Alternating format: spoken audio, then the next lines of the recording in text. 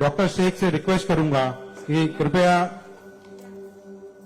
हमें अपने बारे में थोड़ा बताएं और अपने विचार रखें।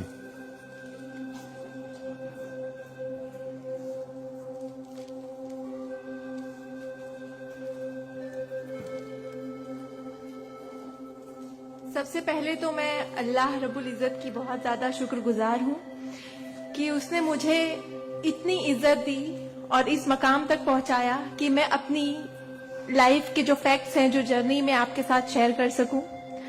मैं बहुत ज्यादा शुक्रगुजार हूँ भारत विकास परिषद की प्रेसिडेंट सुनील शाह की, और उससे ज्यादा शुक्रगुजार हूँ यहाँ पे हमारे प्यारे डॉक्टर अनिल मुरारका सर की, जिनके सपोर्ट की वजह से हम बहुत सारी जगह पे जाते हैं और लोगों को मोटिवेट करते हैं।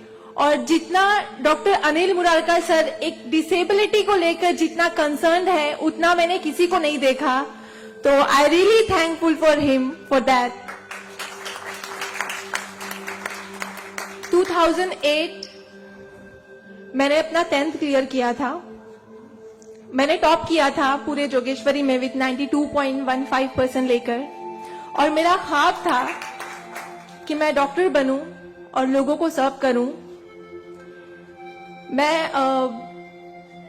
मिडिल क्लास से ताल्लुक रखती हूं। मेरे जो अब्बू हैं वो वेजिटेबल वेंडर हैं, तो हमारे घर पे बहुत फाइनेंशियली प्रॉब्लम थी। तो मेरा बस एक ख्वाब था कि मैं डॉक्टर बनूं, लोगों की हेल्प करूं, और उसके लिए मैंने साइंस में एडमिशन लिया। देन 11 साइंस जब मैंने एडमिशन लिया, मेरा कॉलेज बैंड्रा में था और मेरा घर जोगेश्वरी में। मैं रोज लोकल ट्रेन से ट्रैवल करती थी Jogeshwari to Bandra. 7 October 2008 that was the day जब मैं कॉलेज से घर वापस आ रही थी। मेरे सेमेस्टर चल रहे थे उस वक्त, और सुबह 10 बजे का वक्त था। 10 बजे आप सब लोग मुंबई से बिलोंग करते हैं, सबको पता है लोकल ट्रेन में बहुत रश आर होता है। वो ट्रेन जब अंधेरी से निकली, मैं अपनी सीट से उठी और मुझे नेक्स्ट स्टेशन मेरा जोगेश्वरी था, मुझे वहां उतरना था। लेकिन मेरे सीट से उठने और स्टेशन के आने तक के बीच में वो एक लम्हा था जिसमें मेरी पूरी जिंदगी बदल गई। मैं जब सीट से उठी, उसके नेक्स्ट मोमेंट मैंने अपने आप को ट्रेन की पटरियों के नीचे पाया, और जब मेरी आंखें खुली तो वही ट्रेन जिसमें मैं ट्रैवल कर रही थी वो मेरी आंखों के ऊपर से बहुत तेजी से गुजर रही थी। एक लम्हे को लगा कि मैं कोई ख्वाब देख रही हूं, लेकिन जब ट्रेन पूरी तरह से मेरे पैरों से गुजर गई, मैं वहां हेल्पलेस थी।